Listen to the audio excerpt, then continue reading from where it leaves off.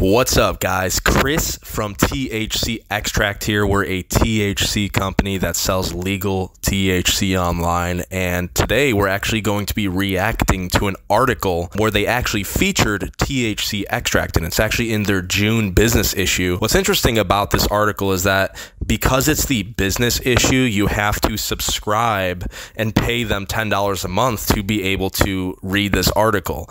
And this is all the way back in 2021, so I actually paid them about $50 in subscription fees because I just forgot about it and it kept charging me just to be able to view this article. And now 3 years later in my login, I'm unable to access it. I mean, I'm logged in here, I'm trying to click on it and it just won't let me.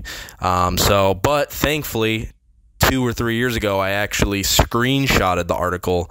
So we're going to go through some of those quotes in the actual article about my hemp company. And there's a bunch of other things in there as well. That's really cool. So I never actually shared this with my YouTube channel. So this is me finally showing it to you, kind of retrospecting. It was actually a really cool moment, that my company got featured in there. So let's go over to my email and actually read, the reach out from High Times to THCXtract. So you can see this is from Jamie Solis. Hey there, my name is Jamie and I'm reaching out because we'd love to chat with someone at your company about your Delta 9 THC products. By the way, for anyone who doesn't know, Delta 9 is just regular plain old THC.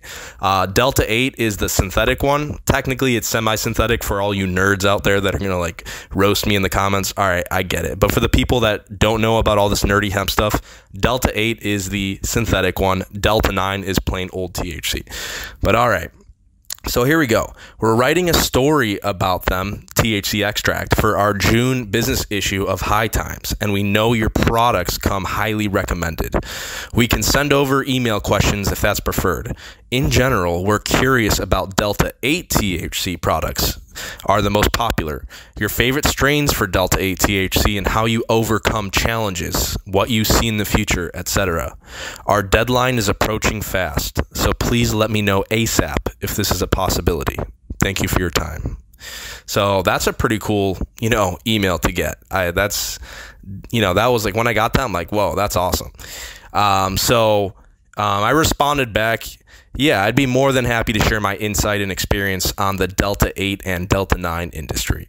So then we just took care of the logistics from there. So what's interesting about this article is what they actually put in the article that I shared with them in terms of answering their questions. They didn't share anything that I put in the responses to them, because they asked me questions and I had to respond, right? My, objective experience. And they really only they gave me a little paragraph out of all this information.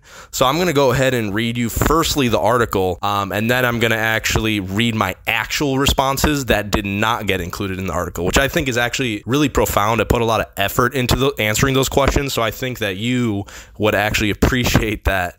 And I don't think anyone even read this article anyways. I mean, it's behind a paywall. So it's just I don't think anyone really got the value out of this, segment here. It's not ranking for SEO on the Google search. It's not really doing anything. I can't even log in and view it. So it's just kind of dead in the water at this point, but it is cool, that they reached out. So here's the cover here. The next big thing, the complicated legal status of Delta 8 tetrahydrocannabinol doesn't stop the burgeoning market from thriving across the nation. They actually spelled out the full name for THC. That's very interesting. So it's kind of cut off here, but you can read it. So the legal status of Delta 8 tetrahydrocannabinol is a somewhat psychoactive compound derived from hemp, is one of the murkiest topics High Times have covered. The murkiest, controversial. At a federal level, it is legal to be sold and marketed across the nation, but it is unclear how long it'll last. So far, at least 11 states have banned the compound. So it's going to go into it for a little bit. I only really screenshotted the parts that mattered to me because I started, interviewing a bunch of other people that I was not interested in. So I actually screenshotted just the portion that they included for my segment. So let's go ahead and read it here. For those interested in finding safe lab-tested Delta 8 THC, more regulation is key. And by the way, this is what my segment here. This will ensure lab testing is being done on all products. Fortunately, hemp hemp businesses like THCXtract are already offering safe, lab-tested product. THCXtract founder Christopher Baer believes that over-regulation can be harmful to small businesses because some requirements, such as obtaining an operating license, can be extremely onerous.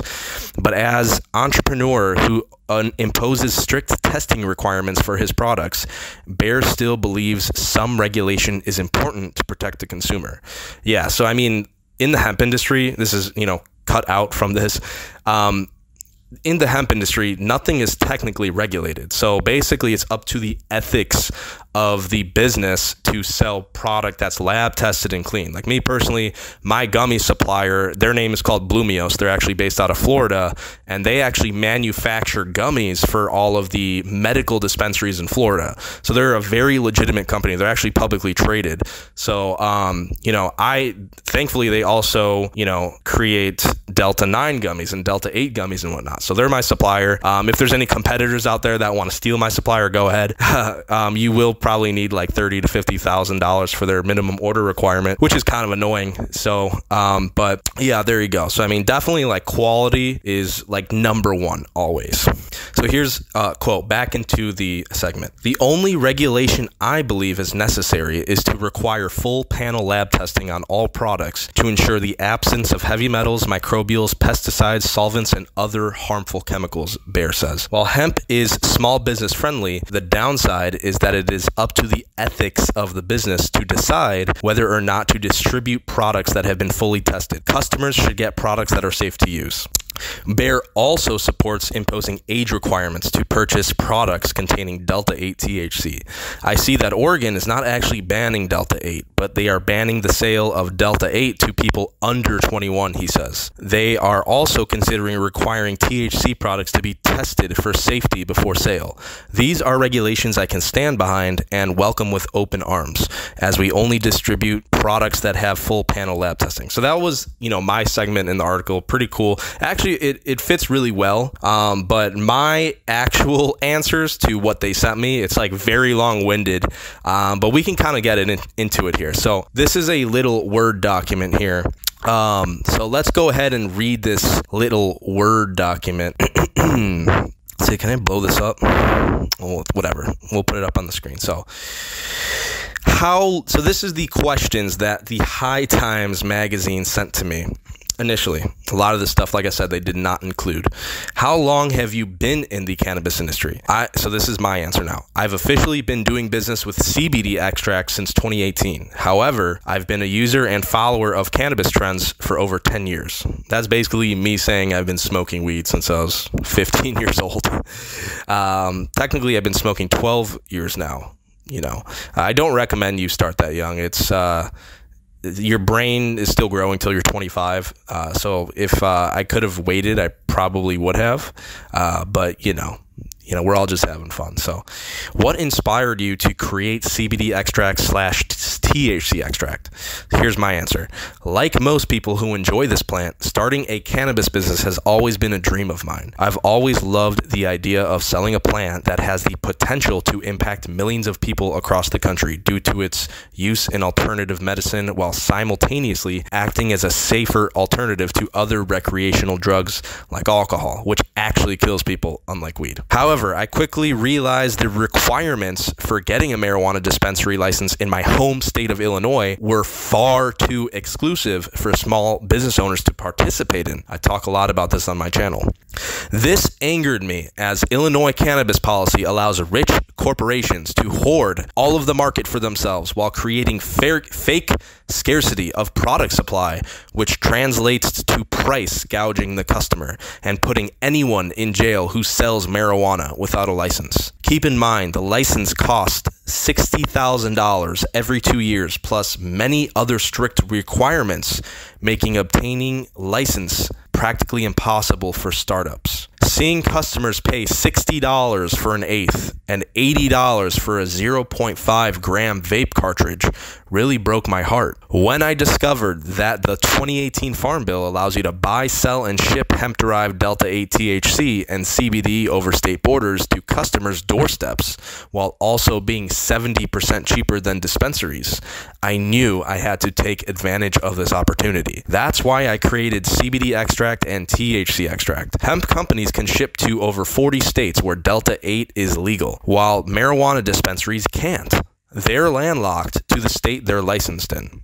Nowadays, I'm not so upset that the corporate lobbyists locked small business owners and entrepreneurs out of the marijuana markets with high barriers to entry. In reality, I'm extremely excited that hemp companies are the ones with the true competitive advantage, and marijuana companies are going to lose a lot of market share if they don't start adapting now. I was like throwing shots. So that's a very long, passionate answer to that question. So that's like me like putting a little jab in like the corporate monopolists, you know what I'm saying, that are trying to monopolize the weed industry. So, you know, that's a very cool answer back then. Even 2 years ago, I was really pissed about that. Number 3, when did Delta-8 THC products start growing in popularity? When did you start offering these products? So here's my answer. While hemp-derived THC has technically been legal since 2018, hemp processors didn't start producing Delta-8 THC on a mass scale until around spring of 2020, as there were no standard operating procedures prior to that would produce compliant products under the 2018 Federal Farm Bill. While we originally carried CBD flower as our flagship product, we immediately pivoted to Delta-8 vape carts around June of 2020 once we caught wind of its availability and effectiveness as a product. CBD flower used to be fairly popular as an alternative marijuana product for those who live in non-recreational states. However, Delta-8 THC has far surpassed CBD in popularity because it actually gets you high, unlike CBD. Many people actually prefer it over marijuana, as it is 66% as psychoactive as Delta-9 THC, which some people report results in less paranoia.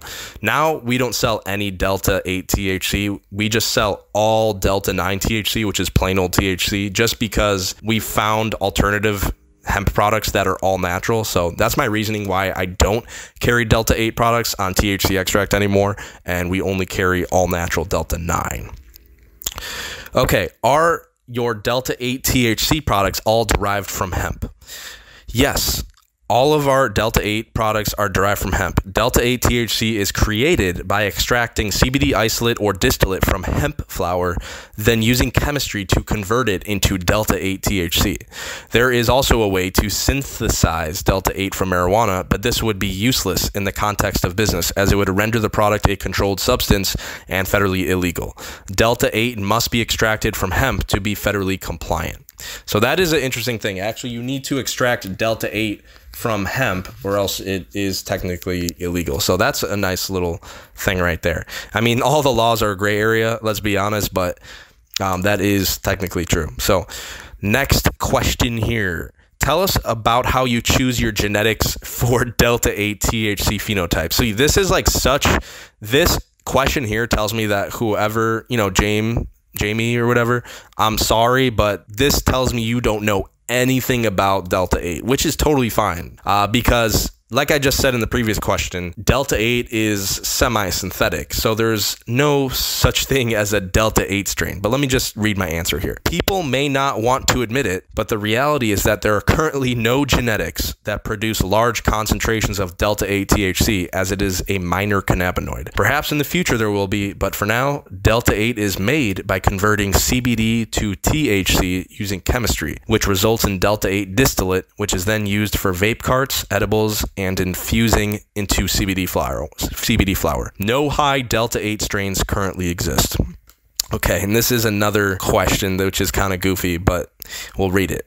Which strains do you offer that are rich in Delta-8 THC? Do customers have a preference? Do you have a personal favorite? All right, so I'm probably going to go into a long-winded answer here. Due to the way Delta-8 is produced, all terpenes are stripped away, which means no strains are naturally rich in Delta-8 THC. Terpenes are the essential oils found in the cannabis plant that contain the taste and smell of a given strain, but many people don't know they also determine whether the effect profile is indica or sativa. When producing Delta 8 carts, you must reintroduce terpenes extracted from different strains of cannabis, or else the product will taste like literally nothing. Cannabinoids don't have any taste when isolated. This process is also used for traditional Delta 9 marijuana vape carts. Most customers prefer vape carts as they have the highest concentration of Delta 8, but due to the vape mail ban that is going into effect on March 27th, 2021, CBD flower infused with Delta 8 THC oil is becoming very popular. My personal favorite product we carry at THCXtract is our CBG flower that is infused with Delta 8. It truly produces an incredibly unique effect that you'll probably never be able to find at the dispensary. That is true, but now we have THCA flower, so I've completely phased out this infused Delta 8 flower. Okay, question 7. Oregon just moved to essentially ban Delta 8, which a handful of other states have done as well. What do you anticipate for the regulatory future of these products? How will you adapt? So here I probably get into it. Yeah, I have like a bunch of paragraphs here. I really fucking roasted the shit out of, this question. Not the question, but like the implications behind it. Here's my answer. I think that big marijuana corporations and lobbyists use Delta 8 as a threat. I think that big marijuana corporations and lobbyists see Delta 8 as a threat to the big money pot they created with all of this regulation and gatekeeping. It's no surprise that they're going to keep leveraging their money and connections with the government to come up with their own narrative to shut Delta 8 out of their markets.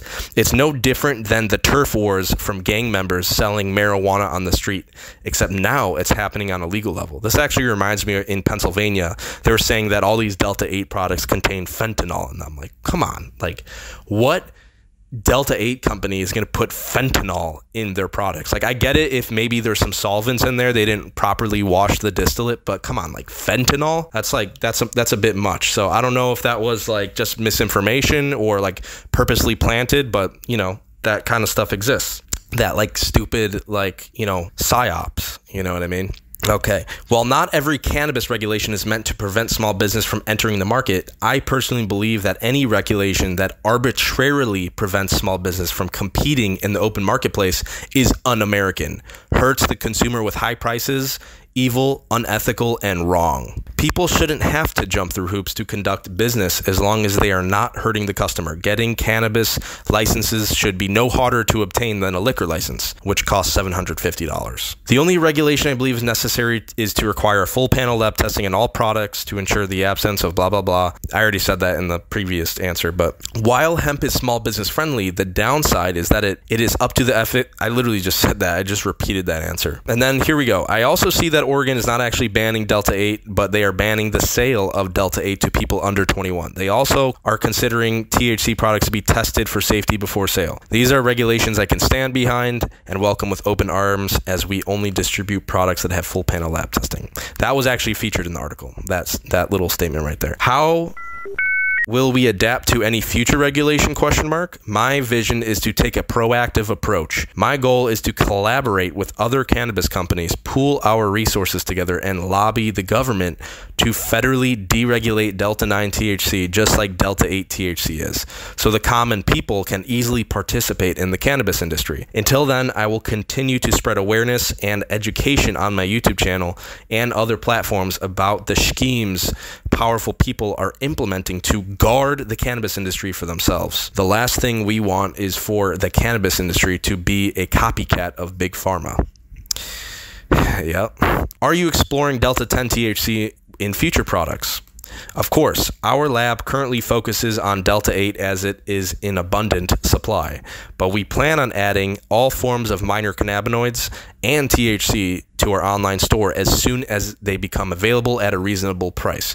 Minor cannabinoids like Delta 10 THC usually run at extremely high rates, making it uneconomical to distribute at a high scale. That has changed in the recent years, but like I said, I choose not to sell the synthetic versions of THC anymore just because we have a more natural product and I feel better about selling it. Delta 8 was great, but I just more rather sell Delta 9 THC. It's the real thing. Question number 9.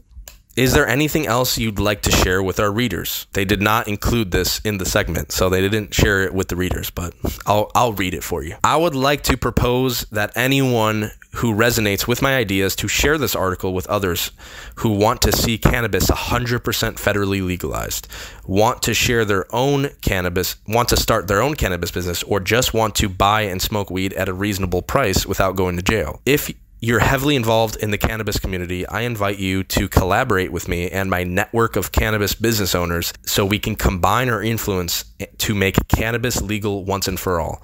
More than 2/3 of people want all cannabis to be federally legal, and this matter is long overdue. So there you go. That is what I sent to the High Times magazine. If you do want to try some of my company's products very cheap, you can actually visit www.freegummy.com or click the link down below in the description or the pinned comment, and you can get a free gummy sample. Now, keep in mind, you do have to pay a small shipping fee.